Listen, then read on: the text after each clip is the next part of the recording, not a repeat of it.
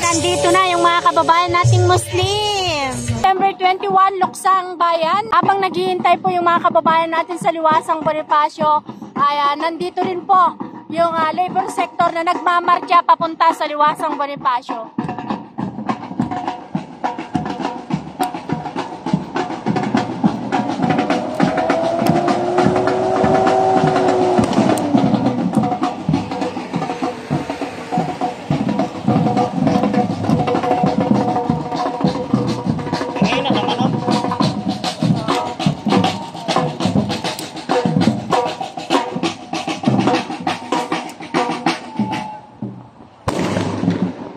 Ayan, nagpapaputok na po sila. At nakikita natin may mga balon po sila na itim inilagay po sa kanilang ulo bilang pagluluksa, ano mga kababayan.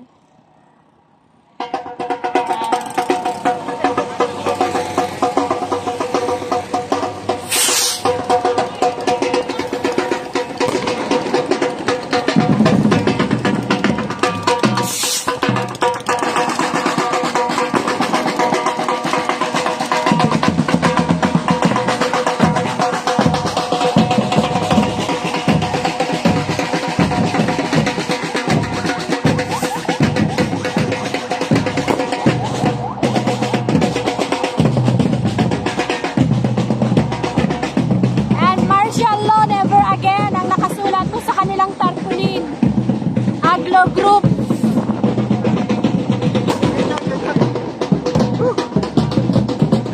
At sa mga placard po nila mga kababayan, nababasa po natin: Abolish Regional Wage Board, Martial Law Never Again.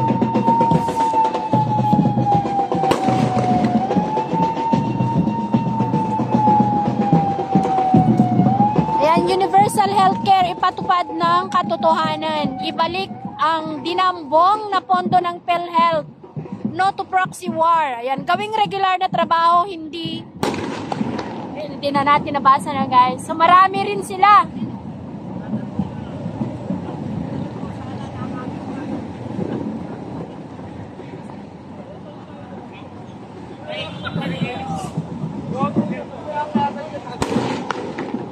Ano po?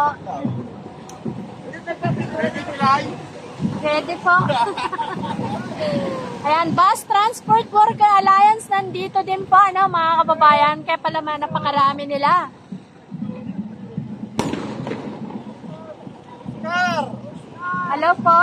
Scar!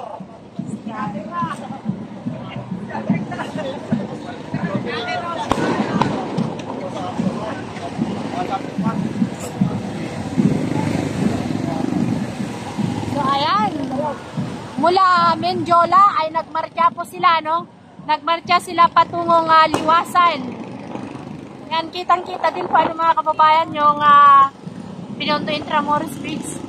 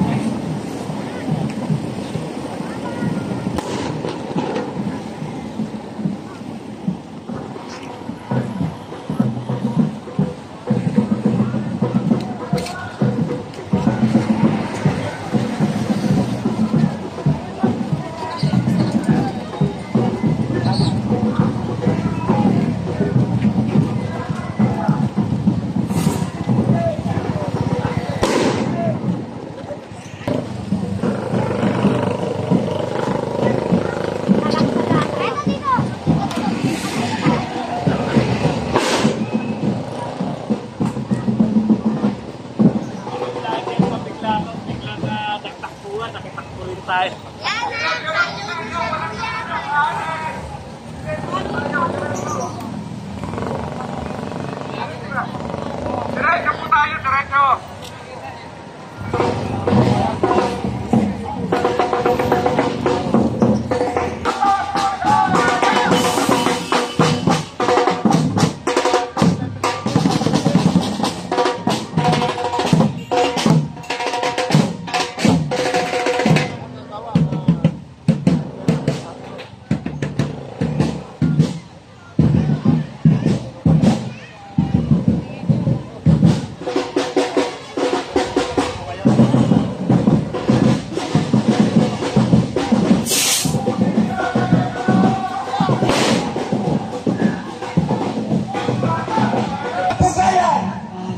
Isog, Quezon City! Sigaw at magbigay pugay! Caloocan Chapter!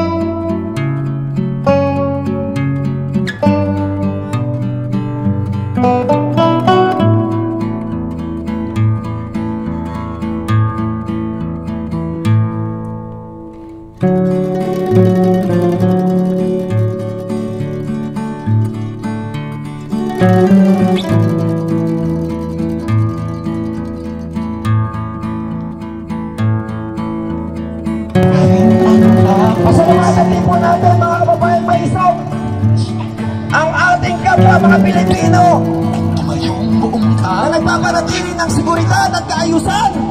Palakpakan po natin ang mga kapulisan! Mabuhay may isang! Bigyan pugay po natin ang grupo ng ACMA. Palakpakan po natin! Okay mga kababayan, maraming salamat po at bago po magsimula ang programa ngayong araw na ito, nais ko pong kilalanin ang iba't ibang sektor na naandito ngayon sa Liwasang Bonifacio upang ipakita ang pagkakaisa ng sambayanang maigsog, upang labanan ang salot ng lipunan at tayo'y manawagan na lisanin ang Malacanang mula sa ating mga kapatid na Muslim. Bigyang pugay at masigabong palakpakan. One, Bangsamoro Movement. Pukpong Federal. Maranao Leaders. Liberisa Malate Group Manila. ACMA San Mateo Quezon City. Las Piñas mamamayan ayaw sa anomalya. EDSA Friday Group. Caloocan Chapter. At siyempre pa ang nagmarcha po mula Escolta patungong Liwasang Bonifacio, malakas na palakpakan mula sa Urban Sector at Labor Group. At ganun din ang Maisog Quezon City.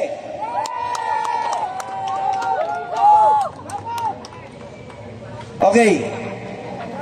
At mula po rito mga kababayang Maisog, tayo po ay magsisimula na ngayon ng ating programa. Pero bago po yan, nais muna po nating tawagan ng pansin dito sa entablado para tayo po ay bigyan ng panalangin upang maging mapayapa at matagumpay ang pagtitipon-tipon natin ngayong araw. Tinatawagan po natin mula sa kapatid nating mga Muslim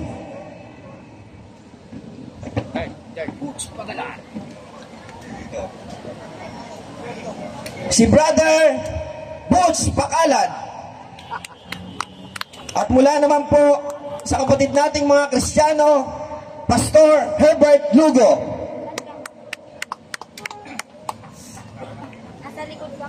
Bigyan po kayo po natin ang ating mga kapatid. Bismillahirrahmanirrahim. Alhamdulillahi Rabbil Alamin. Ar-Rahmanir-Rahim. Maliki Yawmiddin. Iyyaka na'budu wa iyyaka nasta'in. Ihdinas siratal mustaqim. Siratal ladzina an'amta 'alaihim ghairil maghdubi 'alaihim waladdallin. Amin.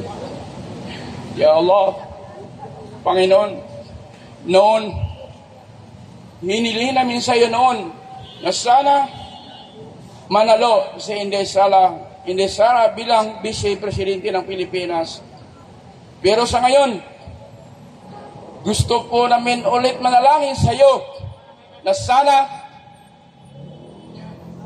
makamit po namin ang aming minimithi. Sana pahintulutan mo kami ng Presidente si Bongbong Marcos ay maibaba sa kanyang upuan. Na sana may palit po si Inday Sara bilang Presidente ng Pilipinas. Ito po ay para sa ikabubuti ng aming bansa, ang Pilipinas. Allahumma rabbana atina fid dunya hasanah wa fil akhirati hasanah wa qina adzabannar wa qina adzabannar wa qina adzabannar ya Allah ya Aziz ya Allah. Tarimang gayala sa pagnamin ya Allah.